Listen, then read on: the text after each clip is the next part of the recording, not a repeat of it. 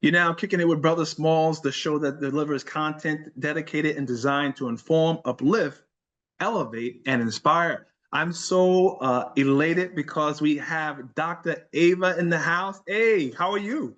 I'm doing excellent. Thank you for having me. Of course, of course. Do you still have jet lag? Because I know you were posting about your trip to Ghana.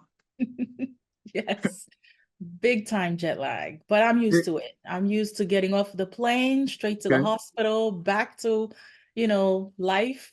Yeah, I'm used to it. gotcha. To think about your schedule, when you have a pause, is it hard to pause? It is, to be honest. I had to think about it for a second. It is because I'm so used to being on the go all the time. I'm Mhm, so used to always having something to do that mhm. when I don't have anything to do, it feels kind of weird, if that makes Yeah. sense. No, no, no. Got it, got it, got it. So no, that's when you were in Ghana. Thank you so much, by the way, but for sharing that. That was just amazing. You mentioned that Ghana reminded you of Haiti. A lot, a lot. Right now, with Haiti and the political situation, I'm not really able to go back to Haiti as much as I would want to. And then my husband is from Ghana, and we go there at least once every year. Every time I go, I feel like I'm home. The people are so nice. The environment is very similar. The weather is the same. The streets look the same.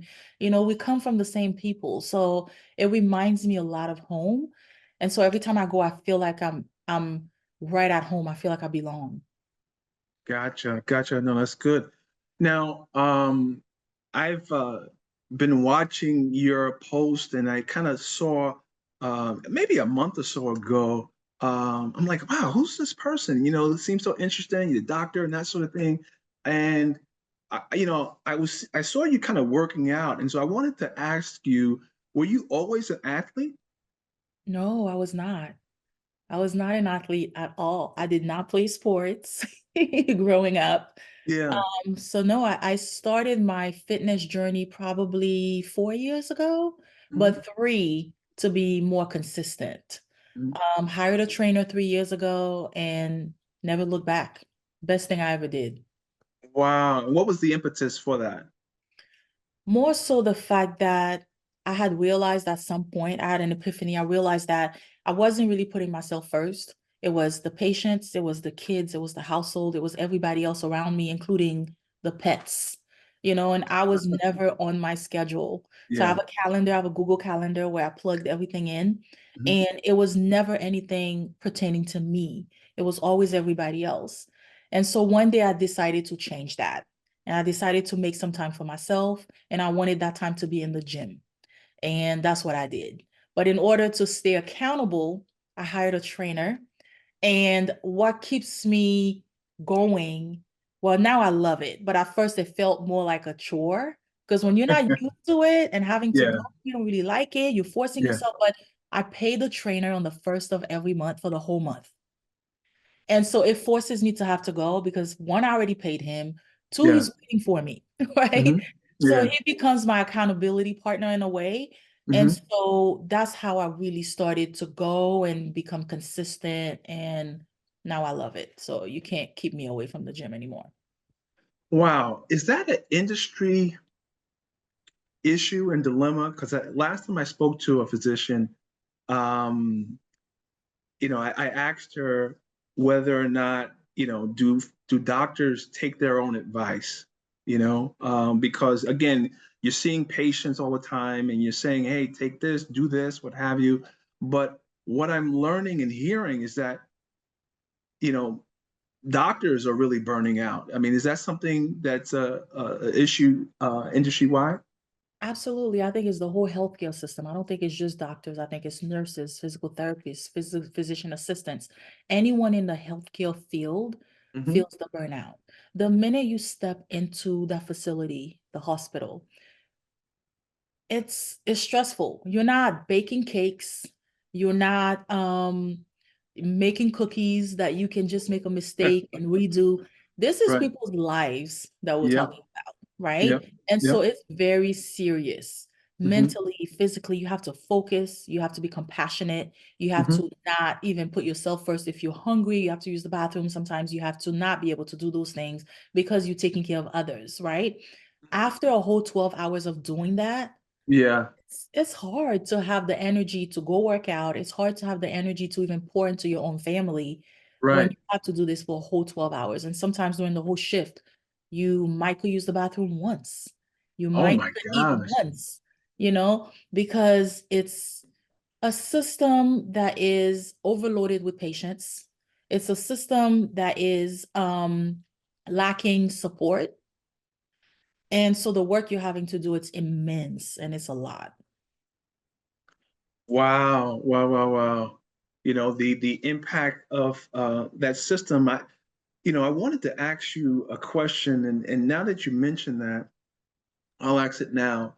I think it's in your book, you mention the privilege it is to care for others.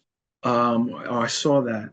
Um, have you experienced others in the healthcare industry that don't have that same ethic and respect? Yeah, I mean, we see it all over the news sometimes. There's always this one person that will ruin it for everybody else. I think the majority of the people that are in the healthcare field do Hmm. care. They are compassionate Okay. and they're there for the right reasons. Hmm. But it's always a few bad apples that are being blown up in the media to make it Right. look like most people are not doing what they're supposed to do in the Gotcha. hospital anywhere, right?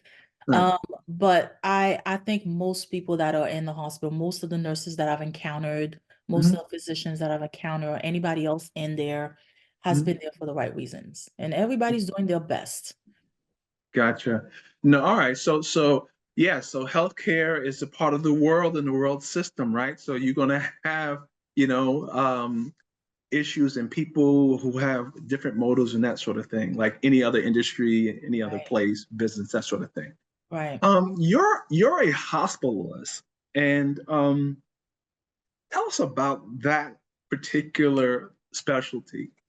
Okay, so hospitalist is still fairly a new term. And by new, I mean maybe, 20 years or so. It Mhm. hasn't been that long. So there are a lot of patients when I introduce myself as Dr. Ava, the hospitalist, they don't know what a hospitalist is, even Right, till today. So a right. hospitalist is a hospital doctor. Okay. Hmm. In order for me to be a hospitalist, I had to obviously go to medical school and then do my residency in internal medicine. Some Hmm. family medicine doctors can be hospitalists as well, but most hospitalists are internal medicine trained. With Okay. internal medicine, you can decide to do outpatient, Mhm. which is clinic or anything outside of the hospital, or you can decide to do only hospital work, which is what a Mhm. hospitalist is, or you can Mhm. combine the two. But Mhm. for me, I only care for people that are in the hospital setting. And as an internal medicine trained doctor, it's anyone above the age of 18. Okay. And you're satisfied with that role, or did you ever think about a different role? I have actually. So Mhm. when I started having kids, when I became a mother, Mhm. um, I was really trying to find a way to balance everything. That work-life balance has always been something that I'm trying to achieve. And even though to the eyes of the outsider, it looks like I have achieved it, I don't think there's such a thing as achieving work-life balance. You're always working on it. So when I had my first child, and then I ended up having a second child 2 years later, I really wanted to strive for that balance. Because working in the hospital, you're working on holidays, you're working nights, sometimes you're working on weekends.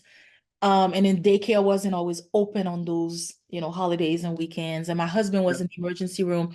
So I Yeah. actually quit hospital medicine Hmm. and went on to open my own practice. Okay. And that did not last. Okay. That did not last because I quickly realized that outpatient medicine was not for me, Hmm. that I preferred inpatient medicine. And Right. so I went back to inpatient medicine. But I'm glad I did that because I was able to at least try. Otherwise, I would have always wondered what it was like. Yeah. But I Yeah. prefer inpatient medicine than outpatient medicine. Oh, that's great. Thanks for making the distinction. I'm here with Dr. Ava. This is Brother Smalls and Kicking It with Brother Smalls, a show that delivers content dedicated and designed to inform, uplift, elevate, and inspire. Share, like, comment, and subscribe. Doc, I wanted to talk to you about your book here. Your book, let me pull it off the shelf. Paging It's Dr. You. Paging Dr. You. What was why did you do this? Um, I grew up in Haiti until about the age of 15. When I came to the US, it was very sudden, unexpected. I just happened to come and have to stay. Both of my parents are doctors. My mother was a dermatologist in Haiti. She had her own practice. And then my father was a radiologist. He had his own practice. And so I grew up in a household where I had both parents being doctors. And not only doctors, they were entrepreneurs. They opened up their own practices. They were running payrolls. They had employees. And on top of that, they were able to make such a huge impact on the people that they were working with, because a lot of the patients did not have money, they were poor, and my parents were able to care for these people regardless of the amount of money they had to pay. Sometimes they did it for free. So early on, I realized that I wanted to be like my parents. Your parents are your heroes when you're growing up, and I wanted to be just like them. So I always wanted to be a doctor. Then I moved to the US and realize how things here are so different. The dynamics and the way the system is really meant to fail us. It's not meant to make us succeed. It's the other way around. I was fortunate enough to have parents in this field, and not only parents in this field. My mother's sibling is a cardiologist. My grandfather, my dad's dad, was also a radiologist. So was his brother. My godfather's an anesthesiologist, surgeon, and so many doctors in my family, Yeah. which kind of pushed me to be where I am now. I had the representation right there in my household. If I had questions, I could ask them. It was easy for me. I didn't realize that it wasn't like that for a lot of people here, right? A lot of people want to be doctors, or they don't even know that it's attainable because they don't see themselves represented in the roles that they see on TV or in the books, or they see the athletes, they see the rappers, they see um the movie stars, they see all of that, but they don't see the doctors represented, especially the Black ones. And so little kids don't even realize that it's a possibility because it's not really in their brain, coupled with the fact that the system is not meant to help us succeed. It's more meant to fail us. It's not that we're not smart, it's just the system and how it's set up. So after going through residency and finishing residency and becoming an attending, and then looking back at my experience, that's when I realized that there were a lot of microaggressions and things that they made you feel like it was normal. But then I look back and I'm like, these things were not normal at all.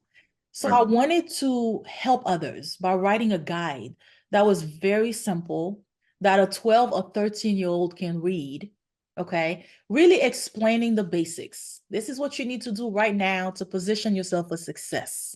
And it's little simple things like start working on your credit early when you can. Yeah. Medical school Yeah. is expensive. You're probably going to need student loans. You Yeah. can't let that stop you from achieving your goals. Or Mhm. don't do nothing crazy on social media because it's going to come back to bite you later on. Yes. Yes. Really little things that most people would not think about, you Sure. know. No, Yeah, it was that's why I that wrote was no, it's a great book. It's a fabulous book. You guys get this Paging Dr. You. on And Amazon. I also will attest, I have three kids, and my 13-year-old daughter, that was one of her jobs to actually read this book. She read it. She was able to give me a summary of the book. I read it. And it's a wonderful book, and it's a generous book. I'm going to say that. And that's what I kind of got from reading the book, that you're a generous person, because it's a step-by-step guide to becoming a doctor.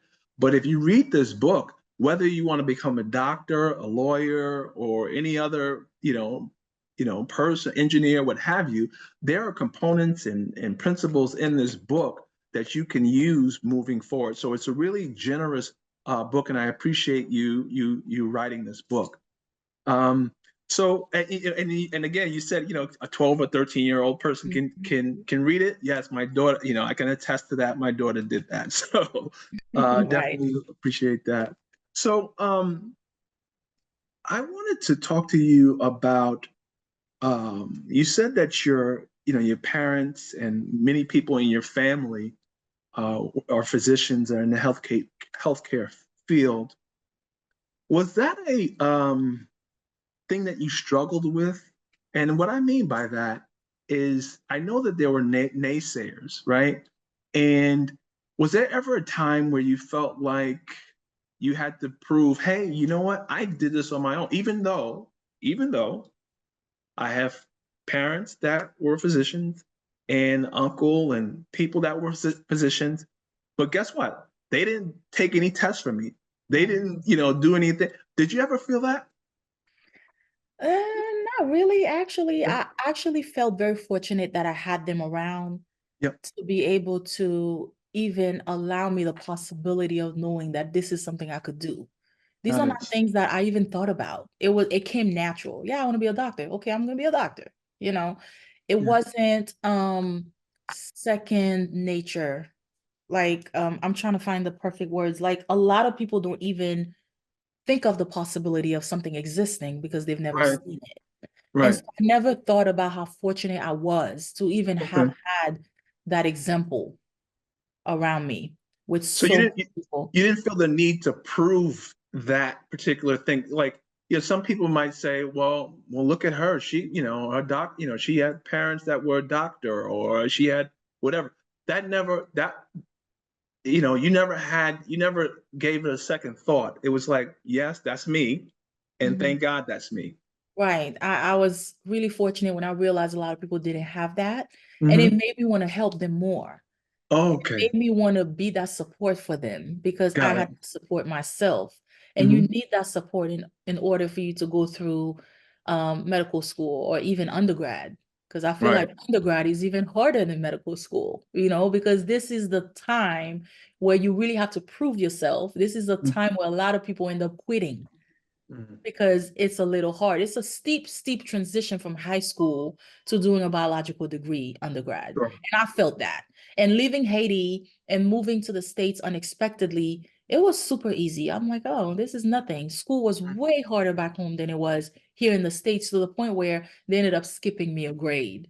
And it was Wow. really easy for me. So I Hmm. thought college was going to be the same. And I learned the hard way. My first semester, I had to drop out of 3 classes to get an incomplete instead of failing. Yeah. It's like, what is this? This is so much harder. So I feel like the first 4 years of undergrad before medical school is actually very crucial.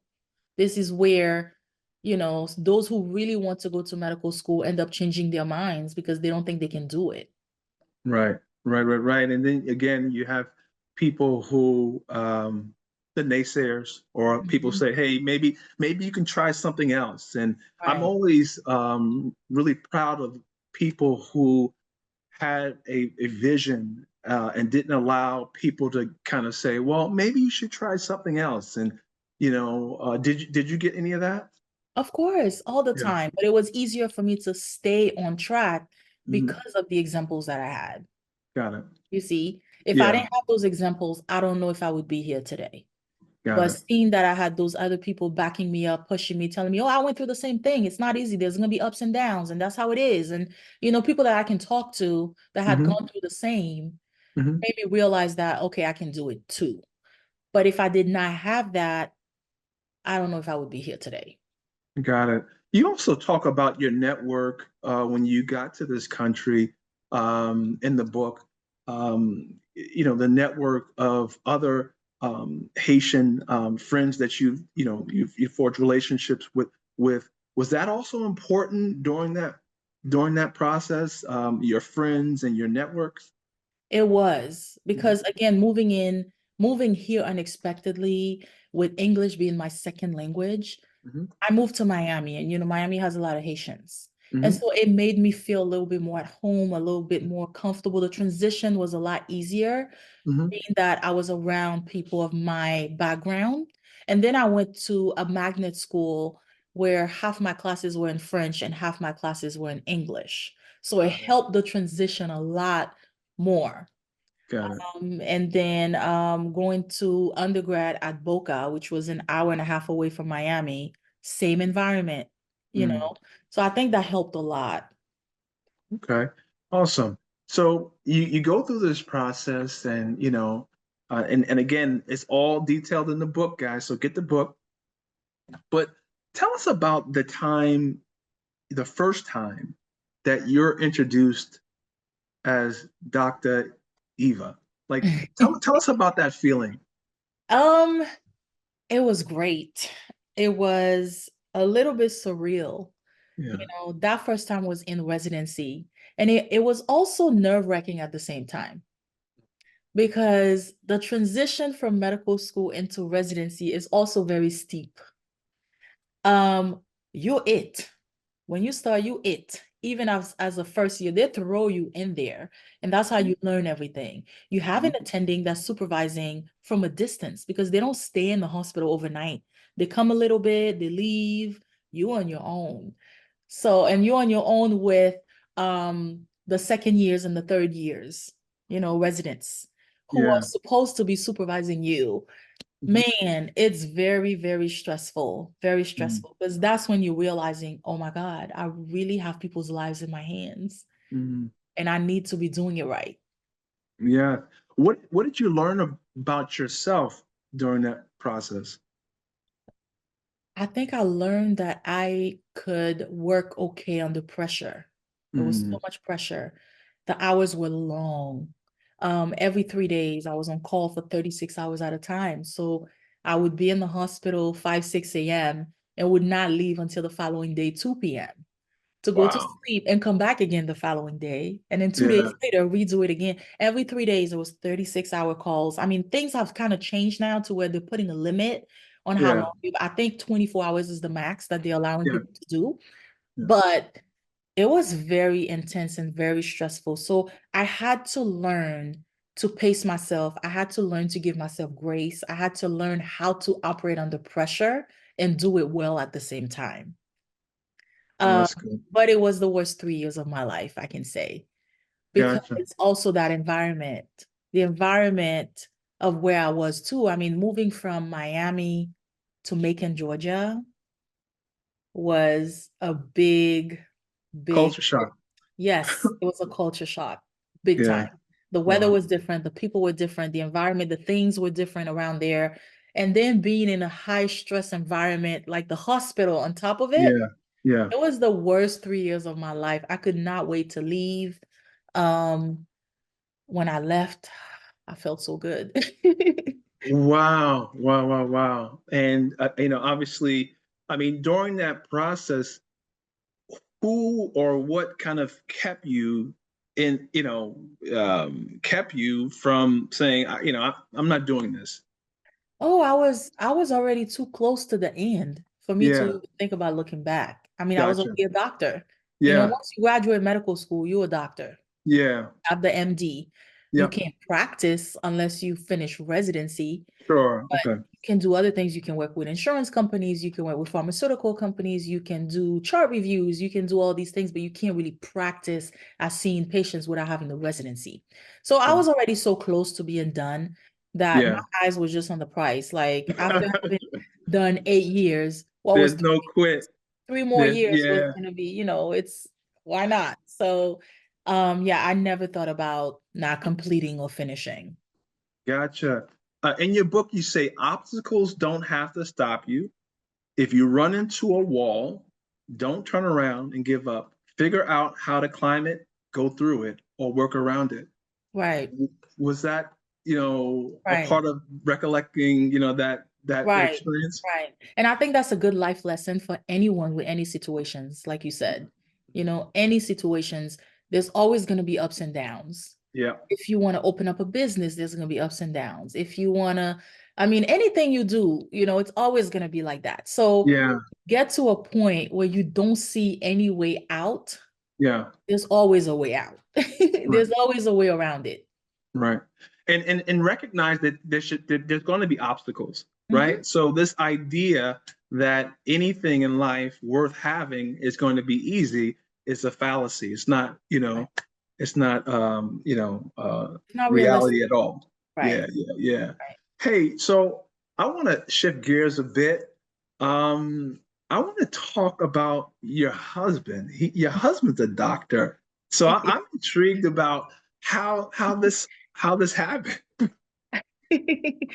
So how what happened? How we got together, Well, yeah, managing how'd you life? meet him? And Yeah. yeah, yeah. So I met him when I was in my final year of medical school. I was doing my rotation. So the first 2 years of medical school, you're in class, in the books, all that. The last 2 years, you're rotating through different specialties in the hospitals, right? Mhm, So mhm. I was doing my OBGYN rotation, and that's how we met. But we didn't really start dating and reconnecting until I was in residency. Okay. And then in residency is when we got married, and then one thing led to another. That's how I ended up staying in Atlanta because he was in Atlanta, you know. Okay. So being married to another physician is Yeah. actually a lot of work because Yeah. my schedule was already super busy. His schedule was super busy. He was in the emergency room. I'm Yeah. rest of the hospital. And Yeah. when you're working for a corporation, they hand you your schedule. They Mhm, tell you these are the days you're going to work. And some mhm. of the days where both of us were working a holiday, or he was coming in, I was leaving. And it took a lot to be able to adjust and figure out a way to make it work because we had kids. Mhm. We have no family in town. And like I said, daycare wasn't open on weekends.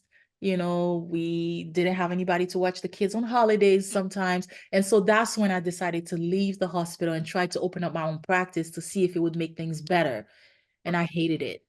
So I went back to the hospital, and he also started feeling burnt out with the emergency room. And he decided that he wanted to open up his own practice.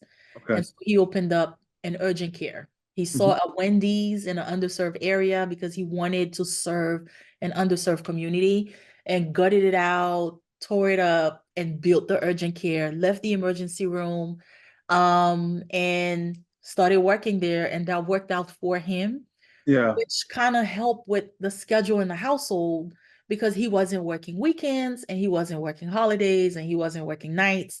And so even though the hospital was handing me my schedule, at least his schedule was a little bit more, sustainable when it came to raising kids in a way. Sure.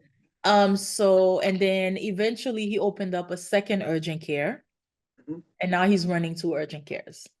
And I think that's very commendable because us as physicians, they don't teach us how to run businesses. They don't teach you how Right. to be an entrepreneur. They only teach you the books, how to take Yeah. care of patients, how to write prescriptions, things like that.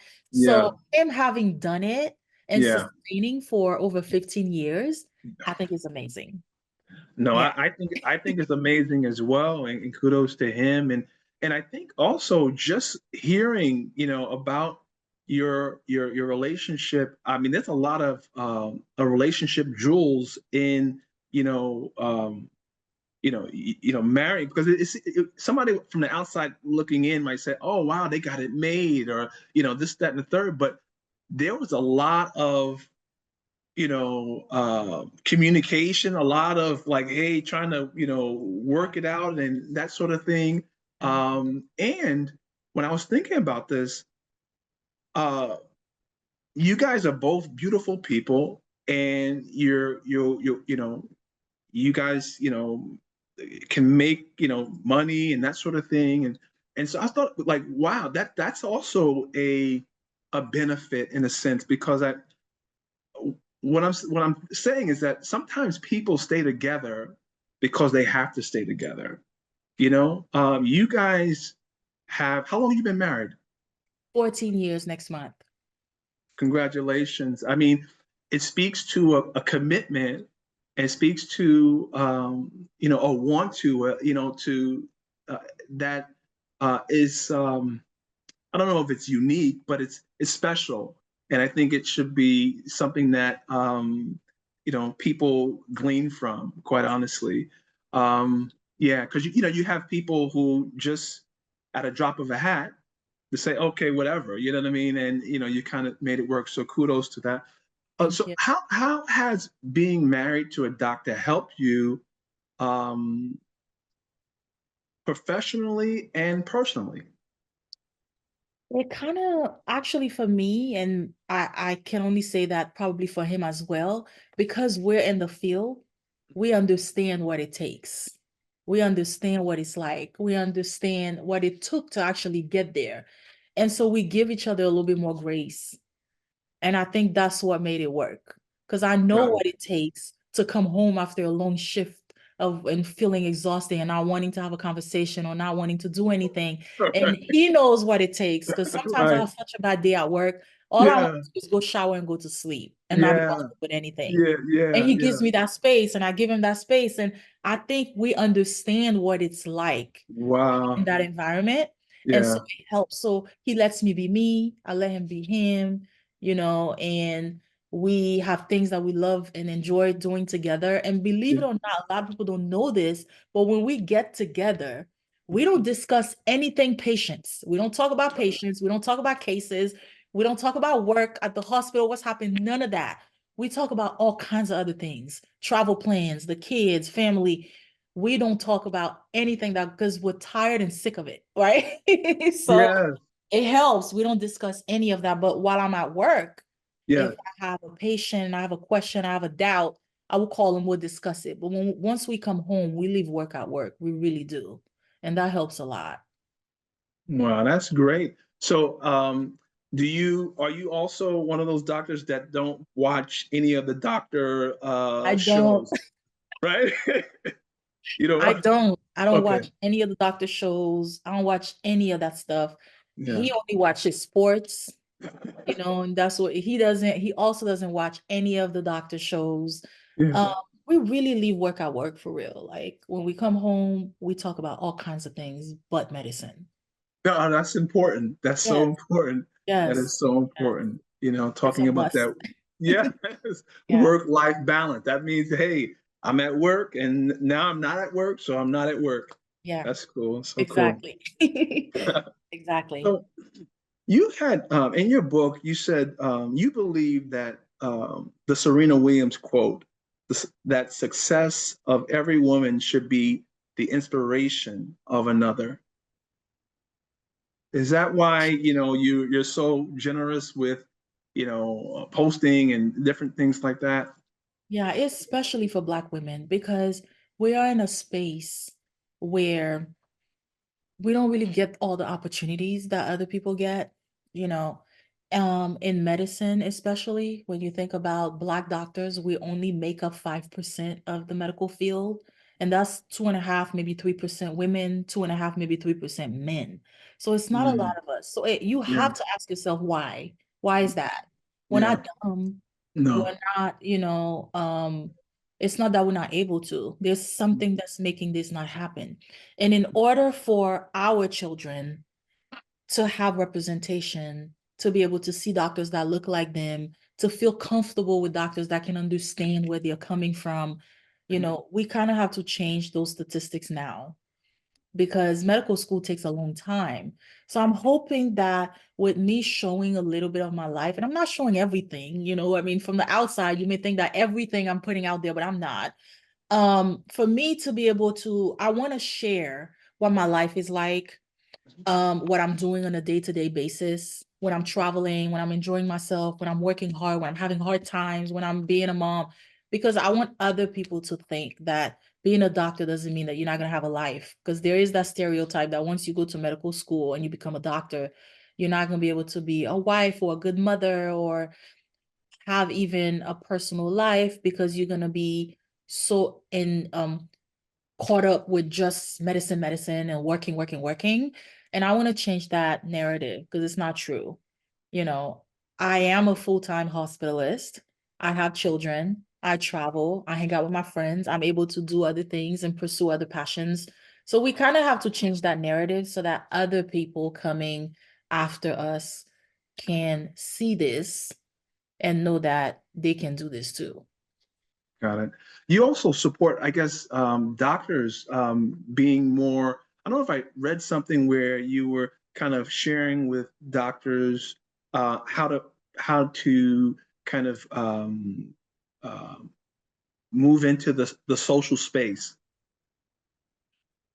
and kind of, yeah. Yeah, I think it's social media and being a doctor is also fairly new. A Hmm. lot of doctors don't know how to navigate that world. Hmm. It really changed a lot during COVID, but Hmm. still, a lot of doctors don't know how to navigate that world because there is a fine line between remaining professional and doing the most, Right, right, right. especially on social media because your Yeah. patients can see, and you kind of have to protect your reputation, your credibility, and of course, HIPAA, right? Oh, So sure. yeah, so it's still, a lot of people don't know how to navigate it, but there's nothing that you can do without social media. If you want to have a business, you want to have a practice, you need social media, Right. especially moving forward. Things are changing, right? You need the Yeah. internet for Yeah. anything that you do. Sure. So I do want to encourage others to put it out there. Plus, I think a lot of people, the doctors especially that I've talked to, the women, are a little bit critical of themselves in a way. Okay. And so you may want to put yourself out there, but then you're afraid of how you're going to be perceived. You're afraid of Mm. what people are going to say about you being out there, being afraid of the trolls coming after you because you want to advocate for vaccines or you want to talk about a certain disease or Right, right, right. whatever it is, you're Yeah. kind of afraid. But I always Yeah. tell people, just put it out there. I mean, you're Hmm. gonna find your community. Hmm. You're gonna be very relatable when you're not trying to be perfect. Right. You know? No, I've Yeah. seen that actually. When looking at you bring fashion actually to, your ship, and so to speak. You're not like regular scrubs and type of thing. You have different outfits and that sort of thing. Was that something that you said, what, I'm gonna this was kind of doctor I'm going to be. I'm not going to be the cookie cutter. Right. Yeah. Right. I think it's important to not lose yourself, Mm, no matter what you do. I yeah. always say medicine is what I do. Medicine is not who I am. Right. So I'm still gonna be Ava. I'm still Right. gonna be myself. I like colors. I like Right. braids. Mhm. I like having fun. Right. So it's important to not lose yourself. You can still be a doctor who does their job very well, and at Hmm. the same time, you can still be yourself. So Right. it's very, very important to not suppress these other parts of you, if that makes sense. So I just show up to work, I do what I do in That's the right. way that I show up, and you're gonna accept it because I'm Right. accepting it. So if I'm accepting it, there's nothing else that anybody else can tell me. That's So I right. walk around with no white coat. I'm Hmm. still the same doctor, whether I have a white coat or not, right? Right. I'm still Right. gonna be treating you the same way. And actually, I feel like it makes it more relatable to people, Mm. I think, from the It, response that I got, you know. gotcha. So it makes it more approachable to Hmm. where I can kind of lower a little bit the anxiety that the patients have Yeah. by not Yeah. walking in a white coat. Yeah. And make them open up a little bit more because in order for me to serve you well, I need to know exactly what's going on with you. And a lot Yeah. of people feel nervous and embarrassed and ashamed, and they don't know if you're going to understand where they're coming from. And so they're not really telling you the full story. I don't Yeah. want that. I want you to be real with me, and I'm going to be real with you, and I can help you even better when you open up to me. And what you share with me is going to be between the two of us. Nobody else is going to know. And so I want to feel that way. I want to make it relatable, if that makes sense. No, that makes it makes a lot of sense. And again, if you're with a people are already kind of anxious in those settings as Right. well. So, if you can kind of lower it down a little bit, it definitely helps. I'm here with Dr. Ava. This is Kicking It with Brother Smalls, the show that delivers content dedicated and designed to inform, uplift, elevate, and inspire. Share, like, comment, and subscribe. I want to give a special thank you to one of our show sponsors, Sipa Clay Teas, premium African teas loved by tea enthusiasts everywhere. Sip beautifully crafted teas. Experience the essence of Africa with teas that nourish your soul and elevate your spirit. Every sip is a journey toward wellness. Tantalize your taste buds with a burst of vibrant flavors and feel good knowing that Seapot Clay teas are sourced with care. Each cup you enjoy contributes to a better world.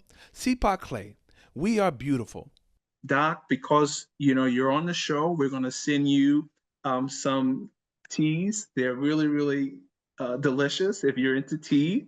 I'm also going to send you my book, Tweet 365 Thought-Provoking Tweets to Ignite Your Brilliance and Power. And I'm going to send you also my second book, Real Love, Best Formula for Finding Your Perfect Relationship Fit. So I'm definitely going to send those to you. I'm so appreciative of you taking out some time to kind of discuss your life and what you do and your family. Wanted to ask you, is there anything else you would like to share with our audience? Um, I really don't know what 2025 has in store for me. I just go with the flow. I just have fun with it, and I try to enjoy the moment, the present, Yeah. because things change all the time. Um, I guess we'll see what happens. Well, you answered that question. I'm sure people may have asked you what's next, what type of thing, but you already answered that question. Well, thank you so much, Doc, for taking out some time. Give my regards to your husband and family. I really appreciate it.